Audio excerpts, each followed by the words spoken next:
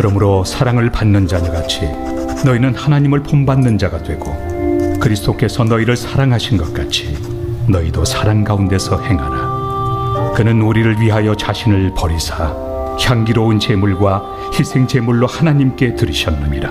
음행과 온갖 더러운 것과 탐욕은 너희 중에서 그 이름조차도 부르지 말라. 이는 성도에게 마땅한 바니라.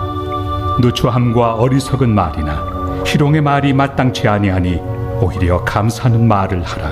너희도 정녕 이것을 알거니와 음행하는 자나 더러운 자나 탐하는 자 곧 우상 숭배자는 다 그리스도와 하나님의 나라에서 기업을 얻지 못하리니 누구든지 헛된 말로 너희를 속이지 못하게 하라. 이로 말미암아 하나님의 진노가 불순종의 아들들에게 임하나니 그러므로 그들과 함께하는 자가 되지 말라. 너희가 전에는 어둠이더니 이제는 주 안에서 빛이라. 빛의 자녀들처럼 행하라. 빛의 열매는 모든 착함과 의로움과 진실함에 있느니라. 주를 기쁘시게 할 것이 무엇인가 시험하여 보라. 너희는 열매 없는 어둠의 일에 참여하지 말고 도리어 책망하라. 아멘. 여러분, 이번 수련회 통해서 은혜 많이 받았습니까? 네, 아멘 할 때까지 물어볼 거예요. 특별히 이번 학예 수련회 여러분 주제 뭐였어요? 맞습니다. 개념 있는 그리스도인이라는 주제로 진행되었는데, 이번에 뭐 은혜 받는 것도 중요하지만 개념을 확실히 장착했습니까? 네. 그래요. 노인정만 예배 드리는 것 같은데 여러분 같이 좀 해주세요. 피곤하더라도. 알겠죠? 자, 그래서 여러분 우리가 이 개념 없다는 소리 듣지 말고 개념을 잘 장착할 수 있기를 축복합니다. 자, 개인적으로 저는요, 여러분들과 함께 했던 이 2박 3일의 시간이 너무너무 귀했고 감격스러운 시간이었습니다. 저도 좋았어요. 여러분도 그렇죠? 노인정만 좋은 거 그런 거 아니죠? 예, 다 좋은 거 맞죠? 예, 그래요. 대답 좀 해주세요. 알겠죠? 자, 이번에 여러분 강사님들 사진만 볼 수 없잖아요. 수련회의 진정한 주인공은 바로 누구입니까? 여러분이잖아요. 여러분들의 표정들을 제가 미리 미디어 팀을 이렇게 통해서 사진을 받아보는데 받아봐도 얼마나 좋았는지.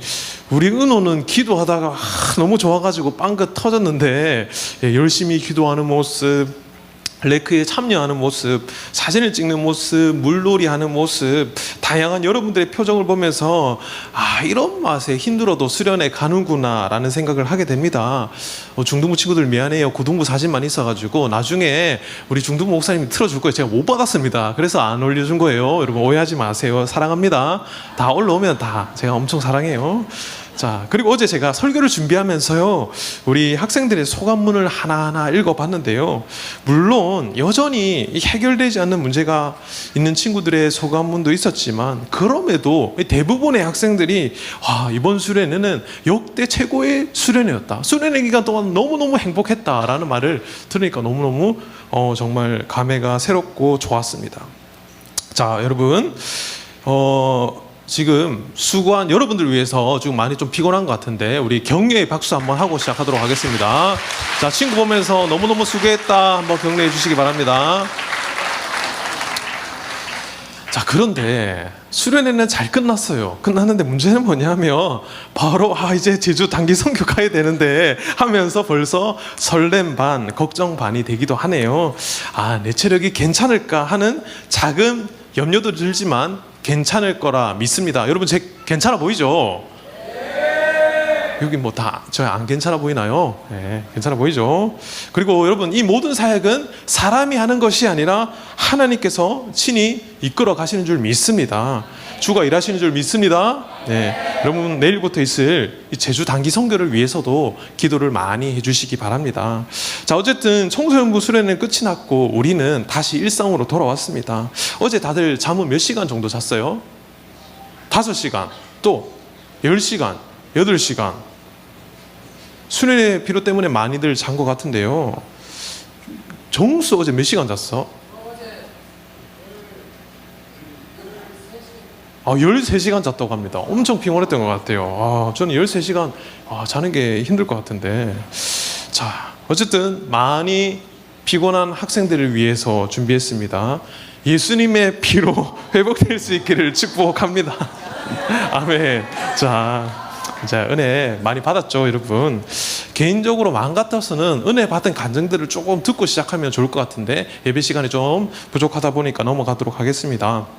여러분, 우리가 이번 수련을 통해 은혜 받는 것도 너무나도 중요하지만 받은 은혜를 유지하는 것도 너무너무 중요해요. 우리는 되게 수련회를 다녀오면 보통 한 달 이내에 다시 원래의 모습으로 돌아오는 것을 보게 되는데요. 빠른 친구는 2, 3일 내에 돌아온다 하더라고요.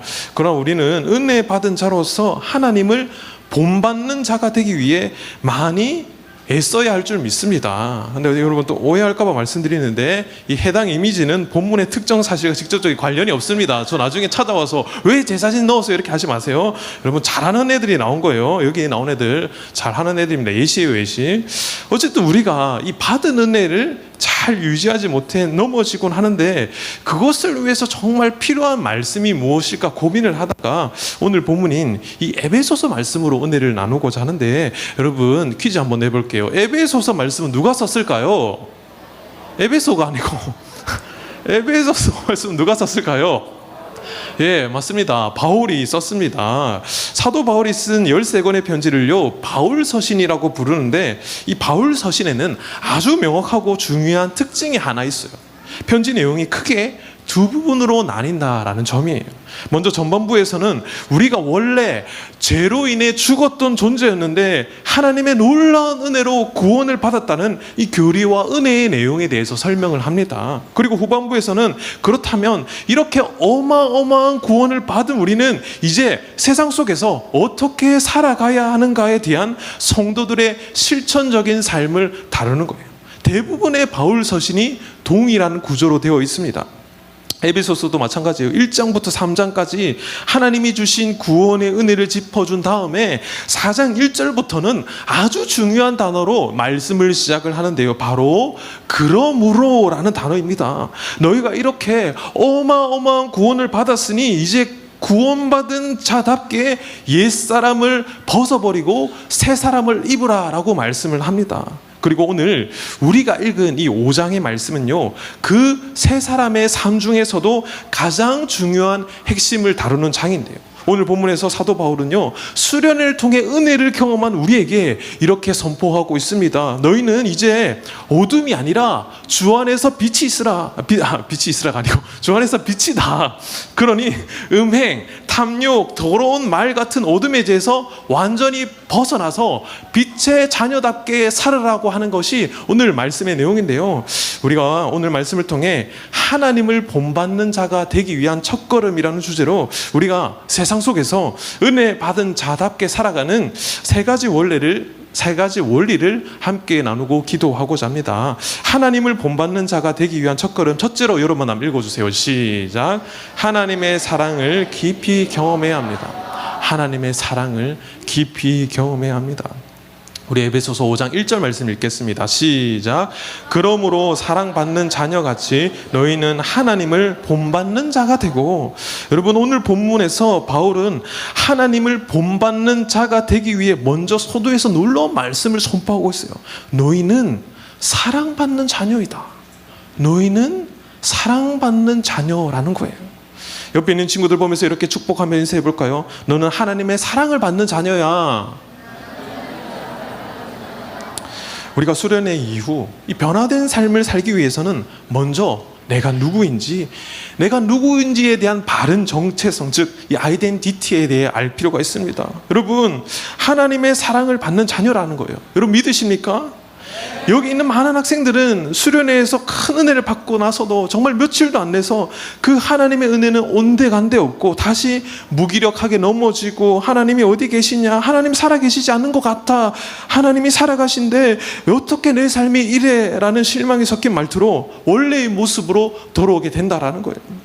얼마 전 저희 둘째 아들이 이런 말을 하더라고요. 자기가 원하는 대로 일이 안 풀리니까 아빠, 하나님이 없는 것 같아, 하나님이 살아계시지 않는 것 같아, 왜 내가 하는 이게 안 돼? 이런 말을 하더라고요. 하나님은 불가능한 것이 없는 분인데 왜 이게 안 되냐 저한테 따지듯이 묻더라고요. 저는 그 말을 들으면서 아직 어리니까 이렇게 말할 수도 있겠지라고 하면서도 문득 이것이 오늘날 우리 다음 세대의 현실은 아닌가라는 생각을 하게 되었습니다. 교회에서 우리는 하나님의 살아계심에 대해 기가 막히게 듣고 배우지만 하나님을 상당히 오해하고 있는 것이죠. 하나님을 단지 내 인생의 요술램프 진이 정도로만 생각을 하는 것입니다. 또 어떤 친구는 하나님은 왜 모든 사람을 구해주지 않는 걸까? 왜 지옥으로 보내시는 걸까? 하는 오해도 있습니다. 여러분, 하나님이 지옥을 보내시는 거예요? 인간의 타락으로 인해 지옥에 가는 거지, 하나님은 우리가 여전히 돌아오길 원하시는 분입니다. 하나님은 아무도 멸망하지 않고 다 하나님 회개하여서 하나님께 돌아오길 원하신다라는 베드로후서 3장 9절 말씀도 있어요. 그런데 여러분, 우리는 내가 하는 일이 잘 되면, 내가 준비하고 있는 것들이 순조롭게 잘 진행되면 하나님이 살아계신 거고, 내 인생에 자꾸만 길이 막히거나 내가 원하는 대로 방배정이 안 되고 조편성이 안 되고 친구를 제대로 못 사귀거나 성적이 안 나오면 하나님은 죽은 하나님이 되어버리는 것이죠. 여러분 어떻습니까? 예전에는 임원까지 하고 하나님의 살아계심을 힘있게 체험하다가도 고등학교에 올라와서 많은 장애물 앞에 금방 무너지는 모습을 보게 됩니다. 우리 사랑하는 담임 목사님께서 자주 하시는 말씀이 있어요. 우리 같이 한번 읽어보도록 하겠습니다. 시작. 위기는 기회입니다.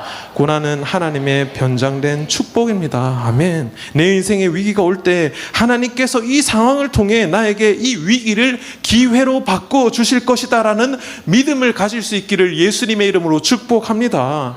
우리 하나 더 따라해 볼까요? 하나님이 원하시는 사람으로 빚어지기 위해서는 먼저 가루가 되어야 합니다. 박살이 나야 합니다. 좀 과격한 것 같지만 우리 한번 읽어보겠습니다. 시작. 하나님이 원하시는 사람으로 빚어지기 위해서는 먼저 가루가 되어야 합니다.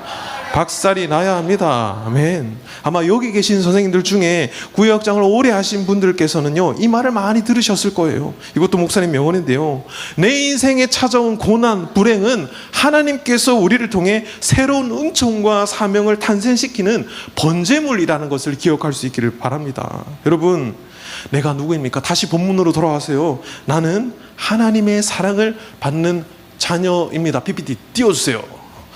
자, 오늘 본문에서 이 1절에서 사랑을 받는 에 쓰인 헬라어 원어는요, 헬라어로 아가페타입니다. 우리가 잘 아는 이 아가페에서 나온 단어로 가장 소중히 여겨지는 극진한 사랑을 받는 이라는 뜻입니다. 이 단어는 하나님 아버지께서 예수님을 향해 사랑하신다라는 말씀을 하실 때 쓰였던 단어예요. 예수님이 세례를 받으실 때 하늘에서 어떤 소리가 들렸습니까? 이는 내 사랑하는 아들이요 내 기뻐하는 자라. 성경은 단순히 너희는 자녀다라고 하지 않고 앞에 아가페타, 사랑받는 이라는 수식어를 붙이고 있습니다. 예수님이 하나님께 최고의 사랑을 받으셨던 것처럼 하나님은 예수님을 사랑하는 그 사랑으로 동일한 깊이와 가치로 저와 여러분들을 사랑하신다라는 거예요. 성적이나 외모, 인기로 나의 가치를 증명하려고 애쓰는 여러분에게 하나님이 이렇게 말씀하십니다. 너는 이미 우주에서 가장 고귀한 사랑을 받고 있는 아가페토스, 사랑받는 자란다라고 이야기하고 있다라는 거예요. 여러분, 심리학에서도요, 사랑을 많이 받고 자란 아이와 그렇지 못한 아이의 차이를 이야기합니다. 사랑을 많이 받는 아이는 자존감이 높고 정서적으로 안정되어 있습니다. 실수나 실패도 다시 일어서는 회복 탄력성이 높다고 해요. 부모라는 단단한 안전 기지가 있기 때문입니다. 반면 사랑을 받지 못한 아이는 어떨까요? 깊은 공허함을 안고 살아갑니다. 내가 무언가를 잘해야만 사랑받을 수 있다라는 조건부 자아를 가져서 늘 타인의 인정에 목말라 합니다. 여러분, 우리는 하나님의 사랑을요, 깊이 경험해야 합니다. 그러나 이 사랑은요, 내가 이렇게 행하면 하나님이 나를 사랑해 주시겠지라는 율법적 사랑이 아니. 사람은요, 자녀가 예쁜 짓을 해야 사랑스럽고 또 미운 짓을 하면 꼴 보기 싫지만 하나님의 사랑은요, 완전히 차원이 다른 사랑이에요. 제가 참 좋아하는 팀 켈러 목사님의 글인데요, 우리 한번 읽겠습니다. 시작. 하나님은 우리를 쓸만해서 사랑하시는 게 아니라 아무런 이유 없이 사랑하신다. 하나님은 저와 여러분이 쓸만해서 사랑하시는 게 아니에요. 그저 사랑하는 것입니다. 매번 넘어지고 매번 죄짓고 또 은혜 받았다가 또 학교 가서 학원 가서 친구 관계에 있어 좌절하는 우리를 어떻게 보면 너무나도 답답하고 다시 원래의 상태로 돌아가는 그런 우리를 쓸만해서 사랑하시는 게 아니라는 거예요. 그저 이유 없이 나라는 이유 하나만으로 사랑하시는 하나님의 사랑을 경험한 자는요, 넘어져도 다시 일어날 수 있고 주를 위해 살기로 진정으로 결단할 수 있다라는 것입니다. 우리 에베소서 5장 2절 말씀 읽겠습니다. 시작. 그리스도께서 너희를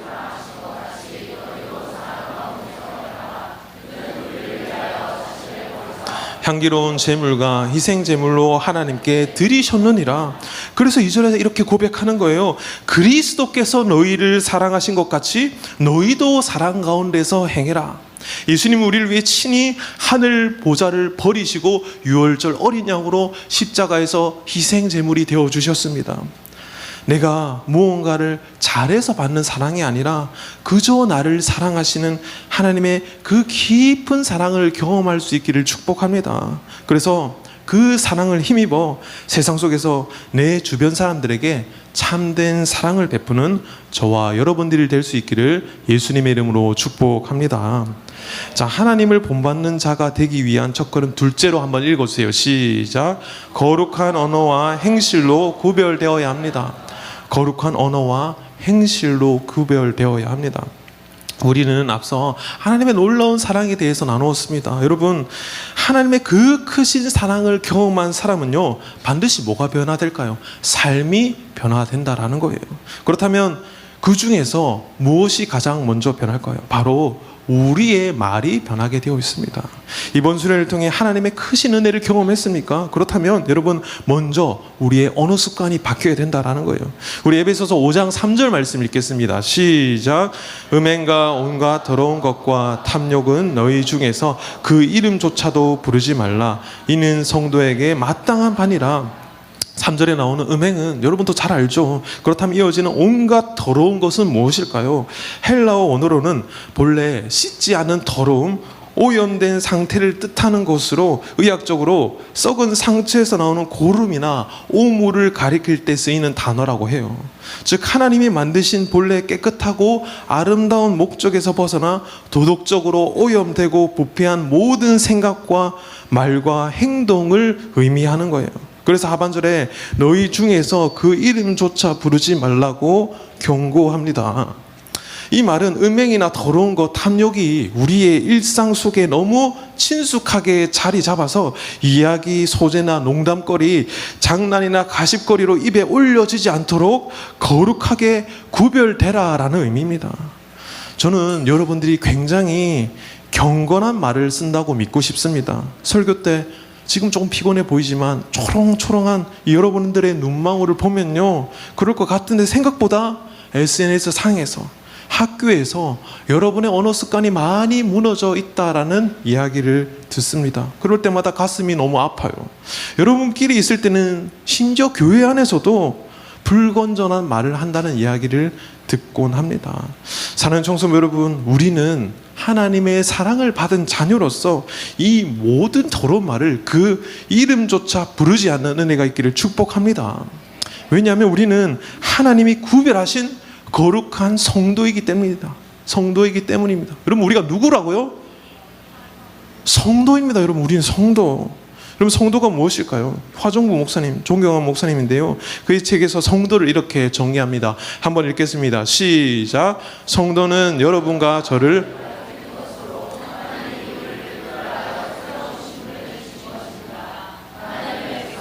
하나님의 자녀로, 성도로 새로운 신분을 주셨습니다. 성도는 그냥 형식적인 신분이 아닙니다. 아멘. 우리는 교회 처음 나온 성도들을 편의상 성도님이라고 부르기도 하지만 성도의 진짜 의미는 결코 가벼운 것이 아니에요. 죄와 허물로 죽었던 우리를 하나님이 친히 구별하셔서 하나님의 백성, 하나님의 자녀라는 어마어마한 새로운 신분을 주셨다라는 겁니다. 그렇기 때문에 우리는 죄로 인해 죽어있던 옛날의 모습으로 다시 돌아가는 것이 아니라 신분에 맞게 우리의 언어 생활을 다시 거룩하게 변화를 시켜 나가야 된다라는 거예요. 그렇다면 사도 바울은 왜 하필 이름조차 부르지 말라며 말을 이렇게 강조했을까요? 여기에는 중요한 두 가지 이유가 있습니다. 이름조차 부르지 말라고 한 이유, 첫째, 말은 행동의 통로이기 때문입니다. 사람은 자주 말하고 자주 듣는 것에 무감각해집니다. 청소년 시기에 친구들 사이에서 음란, 패설, 은어, 욕설, 탐욕스러운 자랑거리를 자주 떠들다 보면 어느새 그 죄를 가볍게 여기게 되고요. 결국 행동으로까지 이어지게 된다라는 거예요. 말은 우리의 행동의 통로입니다. 말을 그렇게 하다 보면요, 그렇게 살게 됩니다. 제가 학생들에게 늘 얘들아, 최대한 부정적인 얘기는 하지 마라. 긍정적인 말을 해라. 그러면 네 삶이 그렇게 바뀐다. 그런데 끝까지 고치지 않는 친구들이 있어요. 좀 너무너무 가슴이 아픕니다. 여러분, 말은 나의 행동의 통로가 된다니까요. 여러분, 최대한 믿음의 말을 선포할 수 있기를 축복합니다. 여러분, 우리가 자꾸 음담패설을 하다 보면요, 그 음담패설대로 행하게 된다라는 거예요. 바울은 죄에 싹이 트는 언어 습관부터 차단하라라는 것을 우리에게 강조하고 있습니다. 이름조차 부르지 말라고 한 이유 두 번째는요, 당시 이 에베소의 지독한 문화 때문이에요. 바울이 편지를 쓰던 당시 에베소는요, 아데미 신전이 있던 거대한 도시였습니다. 지금도 보존되어 있는데요, 이 아데미 여신상을 보면 중간에 있지만 신체 부위가 굉장히 기괴하게 많이 묘사되어 있을 정도로 극심한 성적 타락과 음란을 상징하는 우상이었습니다. 그래서 에베소 사람들은 이 성적인 타락과 음행, 탐욕을 심지어 종교 행위나 당연한 문화라는 이름으로 너무나 자연스럽게 그곳에서 나쁜 것들을 즐겼다라는 거예요. 세상 사람들은 그것을 아무렇지도 않게 이야기거리로 삼았지만 바울은 너희는 더 이상 이 세상 문화에 젖어 살지 말라. 완전히 구별된 거룩한 문화로 만들라라고 말하고 있는 겁니다. 여러분, 우리에게도 이런 세상적인 문화가 많이 찾아와 있습니다. 그렇다면 우리도 그렇게 살아가야 할까요? 아니죠. 그 문화에서 벗어나 하나님의 사랑을 받는 자녀다운 문화를 본받고 살아가야 할 줄 믿습니다. 우리 4절 말씀 읽겠습니다. 시작. 누추함과 어리석은 말이나 아멘. 이어지는 4절을 보면요, 누추함과 어리석은 말이나 희롱의 말이 마땅치 아니하다라고 합니다. 여기서 누추함은 무슨 말이냐면요, 수치스러운 말을 뜻하는 것입니다. 하나님의 자녀답게 수치스러운 말을 하지 말라는 것이죠. 아까 앞서 말한 것처럼 내가 지금 이 하는 일이 내 반배정이 마음대로 풀리지 않는다고 해서 하나님은 살아계시지 않아, 하나님 안 계시는 것 같아, 이런 어리석은 말을 버리고 그것을 마치 유행하는 밈이나 이런 걸 섞어서 희롱하지 말고 오히려 뭘 하라고 지금 이야기하고 있어요? 감사하는 말을 하라는 것입니다.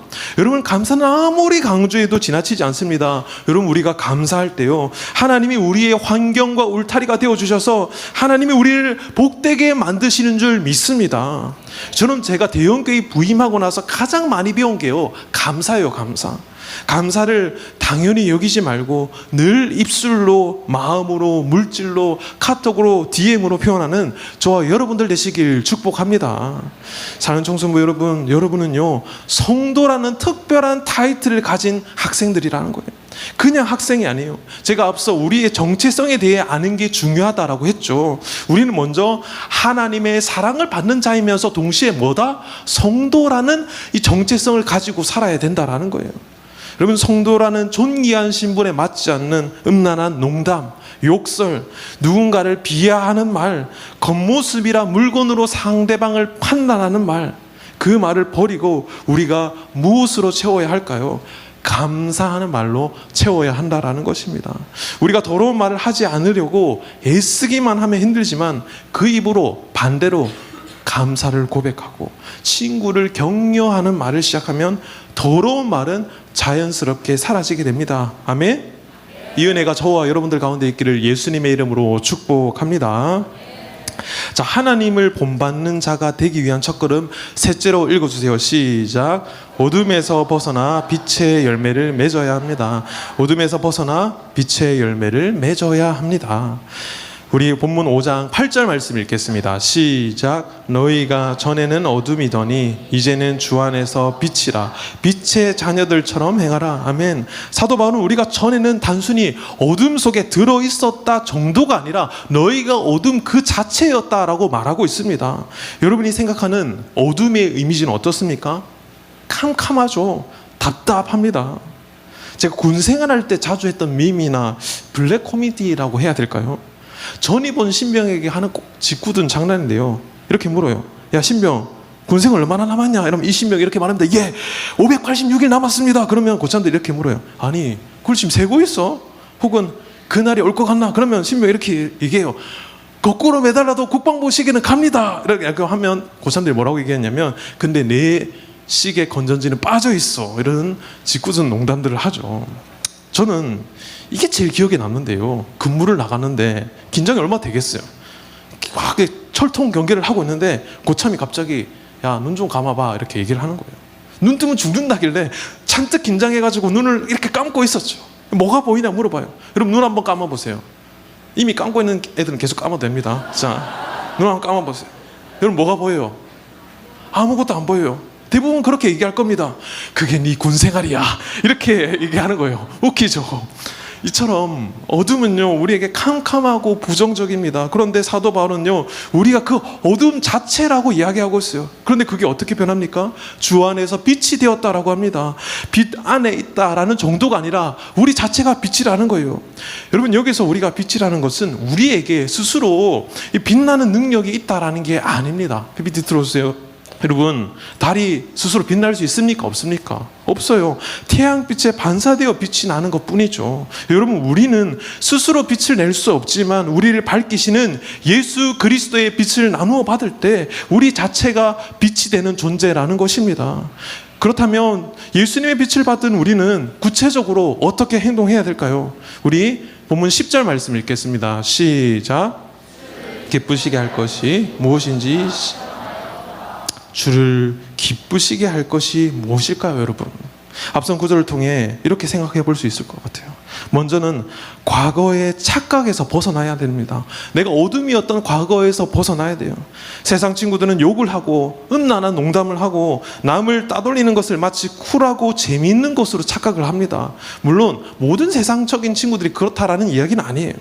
그렇지만 영적으로 깜깜한 어둠 속에 있기 때문에 뭐가 뭔지 몰라서 하는 행동들입니다. 우리는 예수님을 알기 전 혹은 은혜를 잃어버렸을 때 했던 그 과거의 어두운 습관과 착각에서 완전히 벗어나야 된다라는 거예요. 그리고 뭘 해야 될까요? 나의 진짜 정체성을 기억해야 된다라는 거예요. 나는 이제 뭐예요?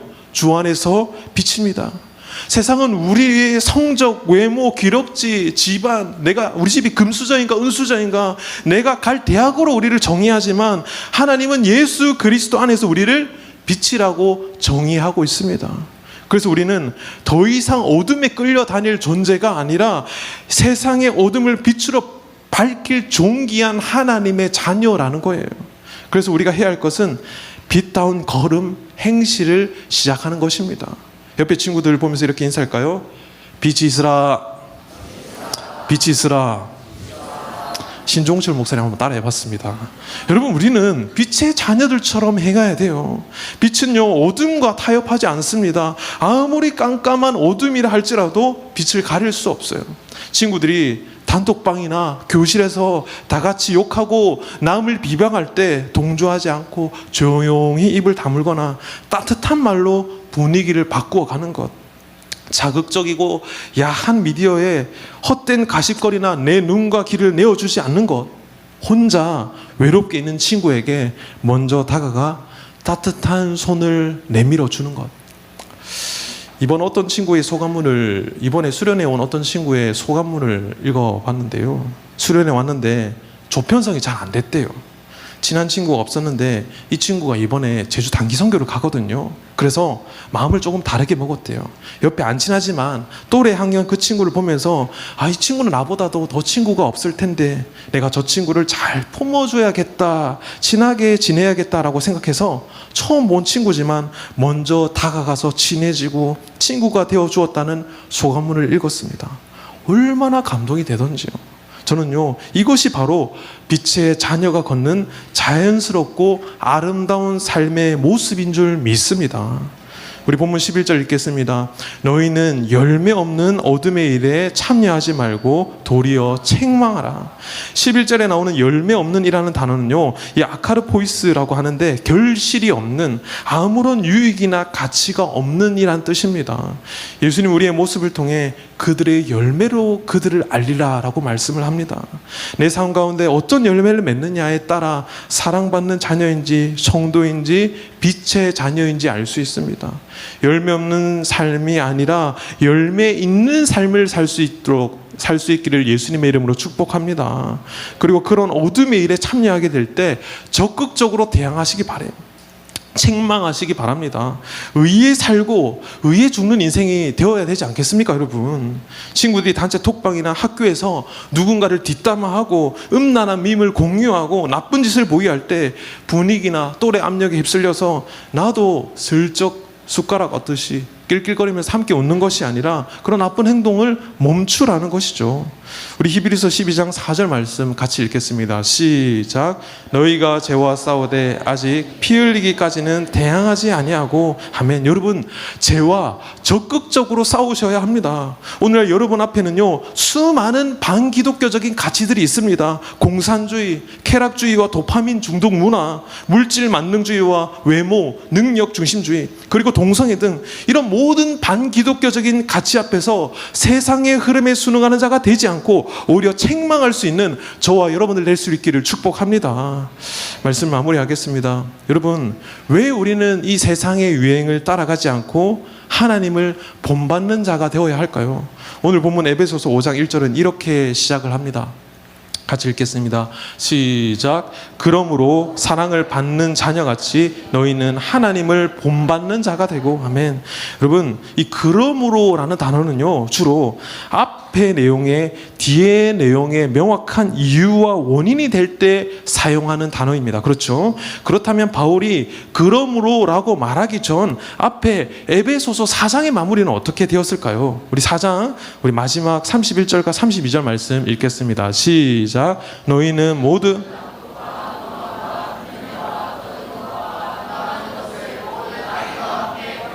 서로 친절하게 하며 불쌍히 여기며 서로 용서하기를 하나님이 그리스도 안에서 너희를 용서하심과 같이 하라. 아멘.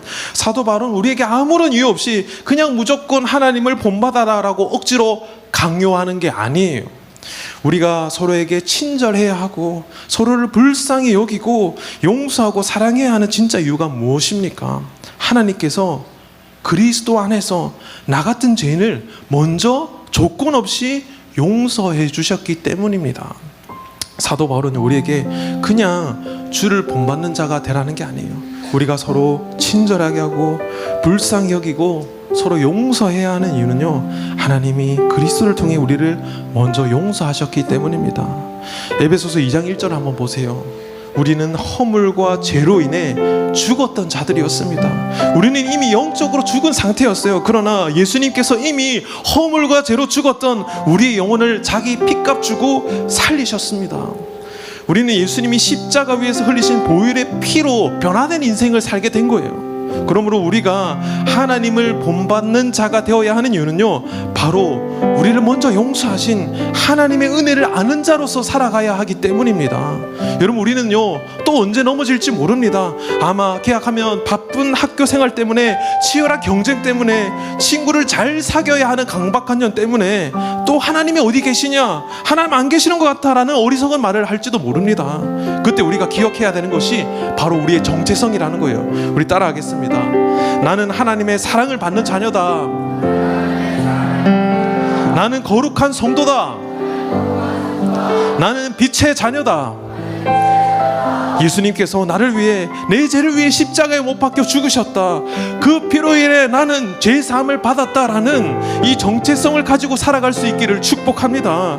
이 시간 우리 찬양팀 나와주시고 함께 찬양하면서 우리 기도의 자리로 나아갔으면 좋겠는데요, 내가 깊은 절망 가운데 있을 때 어둠을 뚫고 오신 주 사랑, 나의 절망을 거두신 주님을 찬양합니다.